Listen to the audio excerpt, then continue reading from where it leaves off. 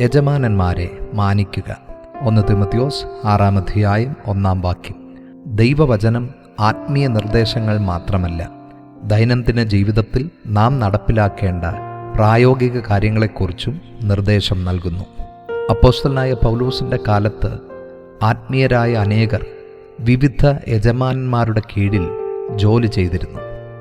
സ്ഥാനം എന്തു തന്നെ ആയിരുന്നാലും ഒരു ക്രിസ്ത്യാനി യജമാനനെ ബഹുമാനിക്കുന്നവരാകണം. കാരണം അതുനിമിത്തം ദൈവനാമവും ഉപദേശവും നിന്ദിക്കപ്പെടുവാൻ പാടില്ല.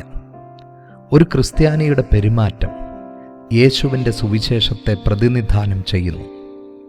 ഒരു ക്രിസ്തുവിശ്വാസി ജോലിസ്ഥലത്ത് എതിർക്കുന്നവരായാൽ, അച്ചടക്കമില്ലാത്തവരായാൽ, അനുസരണമില്ലാത്തവരായാൽ, അസത്യം സംസാരിക്കുന്നവരായാൽ മറ്റുള്ളവർ ദൈവത്തെ തന്നെയാണ് നിന്ദിക്കുന്നത്.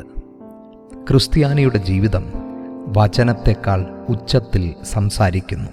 ഒരുപക്ഷെ യജമാനന്മാർ വിശ്വാസികളാണെങ്കിൽ അവരെ സഹോദരന്മാർ എന്നുവെച്ച് അലക്ഷ്യമാക്കാതെ തങ്ങളെക്കൊണ്ടുള്ള ഉപകാരം അനുഭവിച്ചവർ വിശ്വാസികളും പ്രിയരുമാകൊണ്ട് അവരെ വിശേഷാൽ സേവിക്കയത്രേ വേണ്ടത് എന്നും പറയുന്നു.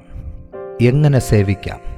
ഉത്തരവാദിത്വത്തോടെ ജോലി ചെയ്യാം, അനുസരണത്തോടെ പ്രവർത്തിക്കാം, നല്ല പെരുമാറ്റം കാണിക്കാം, ജോലി സ്ഥലങ്ങളിൽ ക്രിസ്തുവിൻ്റെ പ്രകാശമായി മാറാം.